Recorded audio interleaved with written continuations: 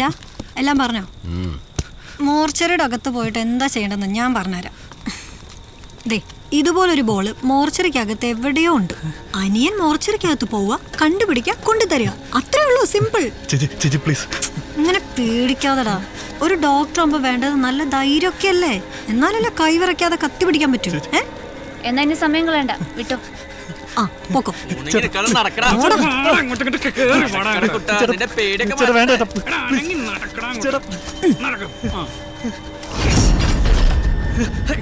പേടിക്കണ്ടാ, ഞങ്ങളിവിടെ ഉണ്ട്, ധൈര്യമായിട്ട് തപ്പിക്കോ.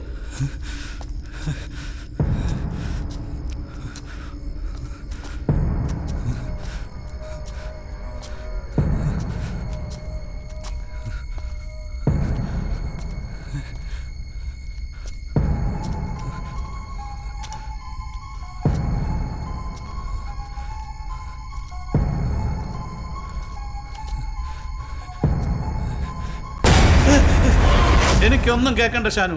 നിന്നോടൊക്കെ പല തവണയായി ഞാൻ പറയുന്നു, പിള്ളേരെ പേടിപ്പിക്കുന്ന ഈ കളി കളിക്കരുതെന്ന്. അനുസരിക്കരുത്. ഇല്ല സാർ. എന്താന്ന് അനുസരിക്കില്ല സാർ. ക്ഷണിക്കണ്ട, ഇത് തമാശയല്ല. I am damn serious. മനസ്സിലായ? ഇന്നലെ മോർച്ചറിയിൽ കിഴങ്ങൻ എന്തെങ്കിലും സംഭവിച്ചിരുന്നെങ്കിൽ സമാധാനം പറയേണ്ടത് ഞാനാ.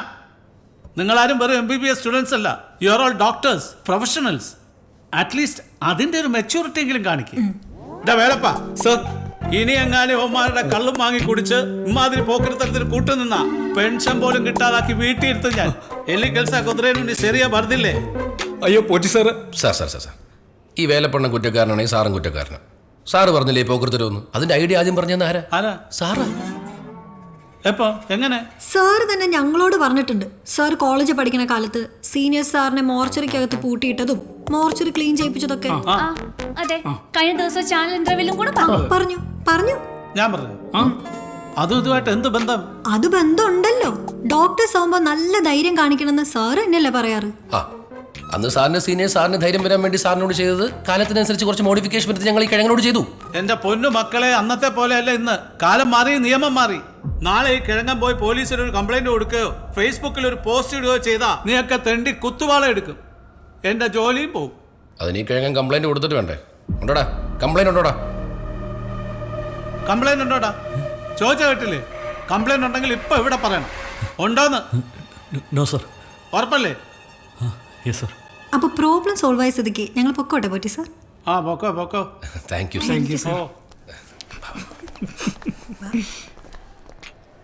ബെസ്റ്റ്. അപ്പൊ നീ ഒന്നും കേട്ടില്ല? പിന്നെ വേറെ പണിയില്ലല്ലോ. നീ കേട്ടില്ലേ?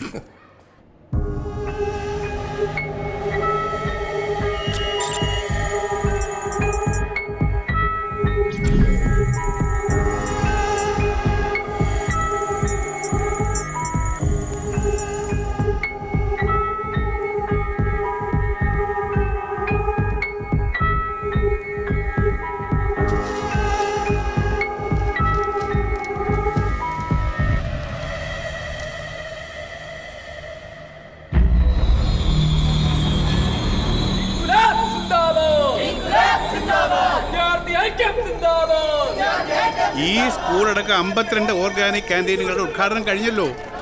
കുട്ടികൾ നല്ല ഭക്ഷണം കഴിക്കട്ടോ. നിൽക്കണം സാർ. നമസ്കാരം സാർ. നമസ്കാരം. സ്ഥലം മാറ്റിയ ഡോക്ടേഴ്സിനെ തിരിച്ചു കൊണ്ടുവരാം, അല്ലെങ്കിൽ പുതിയ ഡോക്ടേഴ്സിനെ നിയമിക്കാം.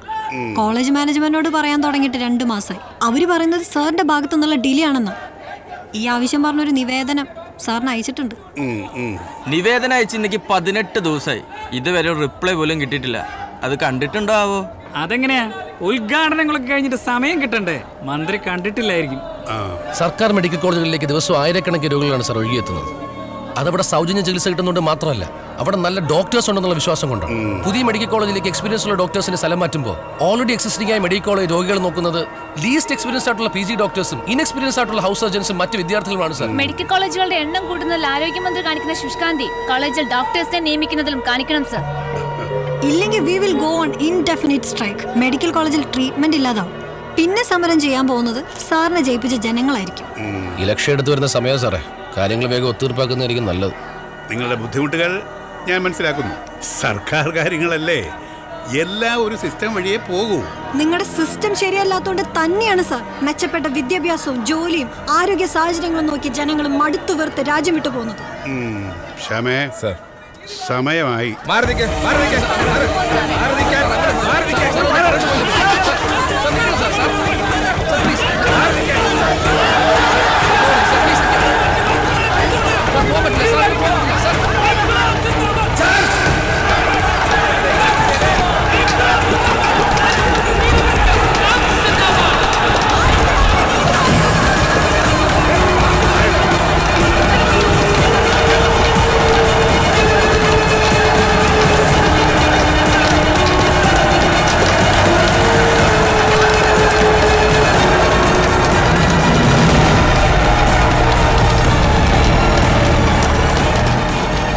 സ്കൂളിലെ ക്യാൻറ്റീൻ ഉദ്ഘാടനം കഴിഞ്ഞുവെന്ന ആരോഗ്യമന്ത്രിയെ തടഞ്ഞ മെഡിക്കൽ വിദ്യാർത്ഥികളെ പോലീസ് തല്ലിച്ചതയ്ക്കുന്ന കാഴ്ചയാണ് നമ്മളിപ്പോൾ കണ്ടുകൊണ്ടിരിക്കുന്നത്.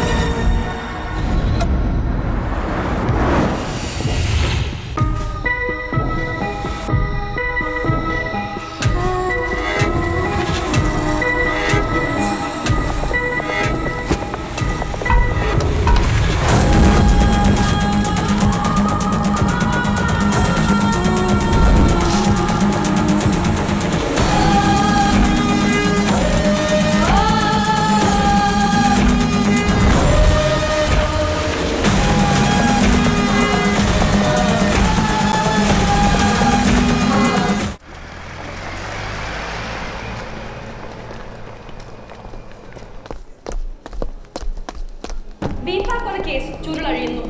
4 വർഷങ്ങൾക്ക് മുമ്പ് കാണാതായ മെഡിക്കൽ കോളേജ് വിദ്യാർത്ഥിനി സാറ ഈപ്പനാണ് ദാരുണമായി കൊല ചെയ്യപ്പെട്ടത്. മാനവ സമൂഹത്തെ ആകെ ഞെട്ടിക്കുന്ന സംഭവ വികാസങ്ങൾക്കാണ് കേരളം സാക്ഷ്യം വഹിച്ചുകൊണ്ടിരിക്കുന്നത്. വീപ്പയ്ക്കുള്ളിൽ കോൺക്രീറ്റ് ചെയ്യപ്പെട്ട നിലയിലായിരുന്നു അവശിഷ്ടങ്ങൾ. അതിൽ നിന്ന് കിട്ടിയ ടേബിൾ ടെന്നീസ് ബോളിന്റെ ഫിംഗർ പ്രിന്റിലാണ് കൊല്ലപ്പെട്ടത് സാറ തന്നെയാണെന്ന് ഫോറൻസിക് ടീം സ്ഥിരീകരിച്ചത്. കൊല്ലപ്പെട്ടത് 4 വർഷങ്ങൾക്ക് മുമ്പ് തന്നെയാണെന്നും ഫോറൻസിക് സർജൻ ഡോക്ടർ നാരായണാചാര്യമൂർത്തി വ്യക്തമാക്കി. 2018 മാർച്ച് 24 അർദ്ധരാത്രിയാണ് മെഡിക്കൽ കോളേജിലെ PG വിദ്യാർത്ഥിനിയായ സാറ ഈപ്പനെ കാണാതാവുന്നത്. ഈ നരഹത്യ നടന്നത് LDP സർക്കാരിന്റെ കാലത്താണ് എന്ന് ആഭ്യന്തരമന്ത്രി ശശീന്ദ്രൻ മുല്ലയ്ക്കൽ ചൂണ്ടിക്കാട്ടി. ക്രിയാത്മകവും കാര്യക്ഷമവുമായ ആഭ്യന്തര വകുപ്പിന്റെ വിജയമാണ് ഇതെന്നും അദ്ദേഹം കൂട്ടിച്ചേർത്തു. അന്വേഷണം ദ്രുതഗതിയിൽ പൂർത്തിയാക്കിയില്ലെങ്കിൽ ശക്തമായ പ്രതിഷേധവുമായി മുന്നോട്ട് വരുമെന്ന് ഇന്ത്യൻ മെഡിക്കൽ അസോസിയേഷൻ. കേരള മനസാക്ഷിയെ ഞെട്ടിച്ച ഈ കൊലപാതകത്തിന് പിന്നിൽ ആര്? ഈ കൊല ചെയ്തത് എന്തിന്?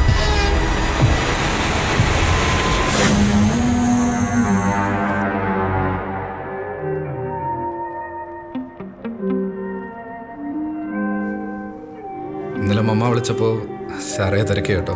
നമ്മൾ ഒരേ നാട്ടുകാരാണ്, 2 പേരും RC, വി ആർ ഡോക്ടേഴ്സ്. സാറൊക്കെ ഓക്കെ ആണെങ്കിൽ ഐ എം ഓൾറെഡി കമ്മിറ്റഡ്.